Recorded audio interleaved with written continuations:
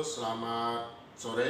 Kali ini saya akan menjelaskan tentang praktikum mesin pendingin yang ada di Laboratorium Fenomena Dasar Mesin. Yang pertama adalah kita lihat ini adalah sistem dari mesin pendingin. Sistem ini merupakan siklus tertutup di mana tidak adanya gas ataupun sistem yang keluar dari sistem tersebut. Cara kerja mesin pendingin yang pertama adalah berada di kompresor. Kompresor merupakan alat yang digunakan untuk mengkompresi gas refrigeran menuju ke dalam kondensor. Di dalam kompresor terdapat piston yang mengkompresi gas ke seluruh sistem sehingga menghasilkan tekanan dan suhu gas refrigeran yang tinggi. Lalu dari kompresor masuk ke dalam kondensor melalui pipa-pipa sini.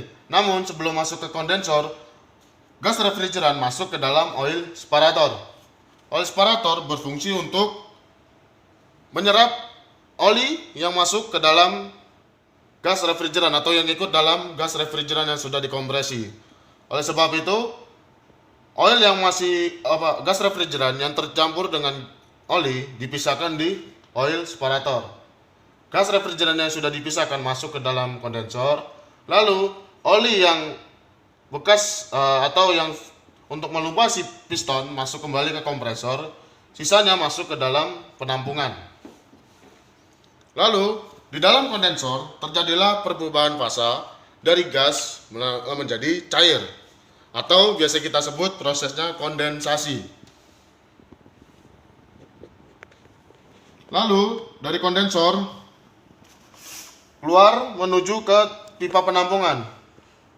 Di sini pipa penampungan mengecek kembali apakah cairan refrigeran yang sudah melalui proses kondensasi masih tercampur oli atau tidak.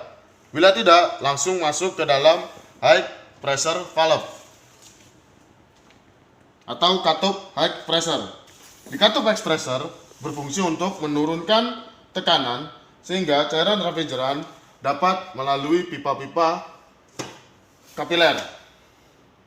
Dari katup high pressure atau tekanan tinggi masuk ke dalam dryer.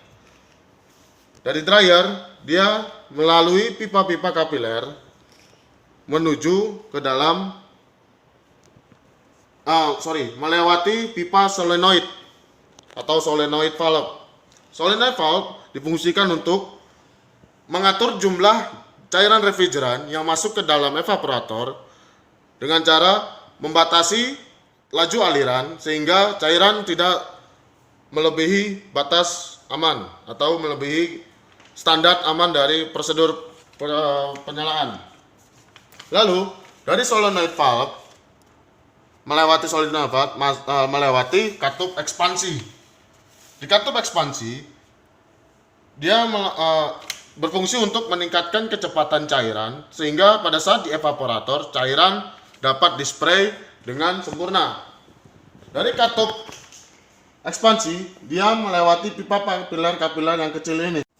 Dari katup ekspansi cairan refrigeran masuk ke dalam evaporator. Di dalam evaporator terjadilah proses yang namanya evaporasi atau perubahan fasa dari cair ke gas. Di dalam evaporator terdapat pipa-pipa berkelok yang sama fungsinya dengan kondensor. Namun berbedanya kipas yang digunakan di sini adalah kipas untuk menyerap panas yang ada di sistem untuk mendinginkan lingkungan sekitar. Dari evaporator masuk ke dalam namanya akumulator. Akumulator adalah alat yang digunakan untuk menampung molekul kecil refrigeran yang tidak mengalami perubahan fasa di evaporator. Sehingga pada saat gas refrigeran masuk ke dalam kompresor sudah berupa gas murni. Dari akumulator dia keluar menuju ke kompresor kembali. Namun sebelum masuk ke dalam kompresor dia masuk ke dalam low pressure valve atau katup low pressure. Digunakan untuk meningkatkan tekanan agar pada saat di dalam kompresor, kompresi gas terjadi sempurna. Oke, kali ini saya akan menjelaskan tentang parameter-parameter yang ada di dalam siklus sistem mesin pendingin. Yang pertama adalah di sini menunjukkan parameter tekanan masuk kompresor. Tekanan masuk kompresor berada di dalam pada saat gas refrigeran setelah dari evaporator untuk dikompresi di dalam kompresor. Lalu di sini adalah tekanan yang keluar dari kompresor, yaitu gas hasil dari kompresi di dalam kompresor. Lalu di sini ada suhu udara masuk evaporator. Suhu udara masuk evaporator berada di jalur yang menuju ke dalam evaporator setelah katup ekspansi. Di sini adalah suhu udara keluar kondensor adalah suhu yang keluar pada saat setelah proses kondensasi. Di sini ada suhu udara masuk kondensor, gas atau gas refrigeran yang masuk ke dalam kondensor sebelum terjadinya proses kondensasi. Di sini terdapat parameter suhu udara keluar evaporator, yaitu suhu cairan refrigeran yang sudah terjadi proses evaporasi di evaporator.